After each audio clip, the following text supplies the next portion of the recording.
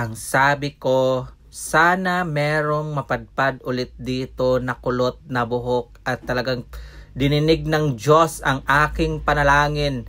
Hindi lang basta kulot dahil literal talaga siya na kulot, kinky at napakakapal ng buhok ng ating client for today's video mga sis. At napakarami ding white hair ang buhok ng ating client. Mapapa o Giselin tabang na lang talaga tayo ngayon mga sis. So after namin ma-prepare yung buhok ni client, nag-start na ako ditong applyan ng rebonding cream. At inuna ko lang munang inaplayan yung parts na walang kulay. Yung mga nakikita nyo mga white hair dyan mga sis, yan lang yung inaplayan ko ng rebonding cream number 1. So ayan, na-applyan na natin lahat ang pinaka-regrowth niya or yung mga white hair niya ng ating rebonding cream number 1. So hindi ko muna inuna yung kulay mga sis dahil darker shades yung i-apply namin, kasi pag inuna ko yung color maaaring mahulas ito or ma-wash out.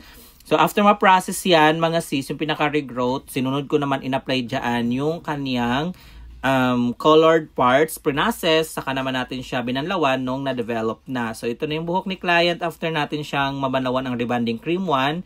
Then sinunod natin siyang i-blow dry 100%. So ito na yung buhok ni client after natin siyang mapatuyo. After mapatuyo yung buhok ni client, nag-proceed tayo sa hair ironing process. So ang gamit ko na hair iron dito ay itong RR hair iron with 200 degree Celsius po yung ginamit natin na heat temperature dyan mga sis. Paper thin yung ating sectioning dahil nakita nyo naman kung gaano kakulot yung buhok ni client. Talagang chinaga ko lang siyang planchahin dito mga sis para lang talaga ma-make sure na maunat yung buhok niya dahil lumalaban talaga yung buhok ni client. After ma-iron yung buhok ni client, so ito na yung result niya mga sis. So wala nang bakas ng pagkakulot china.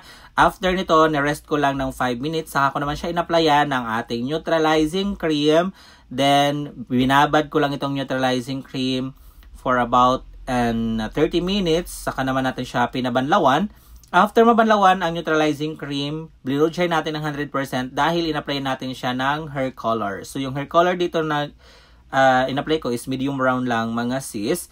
After ma-process ang hair color, pinabanlawan naman natin. Then nag-apply tayo ng hair treatment. Ang in-apply ko na hair treatment dito mga sis ay yung keratin straightening treatment na hinaluan natin ng Kerafire Brazilian Botox. After that ay in-apply natin ito sa buhok ni client. Then, binabad ito for about 30 minutes. Saka naman natin siya pinabanlawan ulit.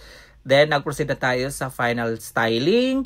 And before ko i-reveal yung final result, tingnan natin ulit yung buhok ni client. So, yan yung buhok ni client. Bago natin siya na-reband color and treatment, talagang super kulot. Then, ito na naman yung ating naging final outcome after natin siyang i-reband, mga sis. Grabe, after 12 hours in the making sa process na ginawa namin dito mga sis, ito na yung naging result niya. Straight na, shiny, at na-cover up na rin natin yung kanyang mga white hair at talagang wala nang bakas ng pagka curly. Syempre, hindi matatapos ang lahat dyan. Kailangan natin ng after wash result and feedback ni client kung naging okay ba yung ating reband sa buhok ni client. At ito nga yung ating client's feedback. Ang sabi niya, sobrang satisfied ako sa gawa mo sa buhok ko. Sobrang ganda po ng resulta at ikaw lang po madam ang nakagawa ng buhok ko ng ganyan. Sobrang thank you po madam. At maraming salamat din sa tiwalang binigay nyo sa akin madam. At ito na nga yung video ng buhok ni client after niyang mapaliguan.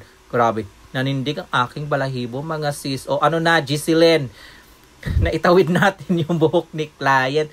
Sobrang shiny, smooth at talagang plakadong-plakado yung buhok ni client kahit na napaliguan na. Alright mga sis, what can you say about this hair transformation? I wanna hear your thoughts, so comment your thought below. And that's it for today's video. And this is Chading saying, have a great hair day always mga sis. Love until our next video.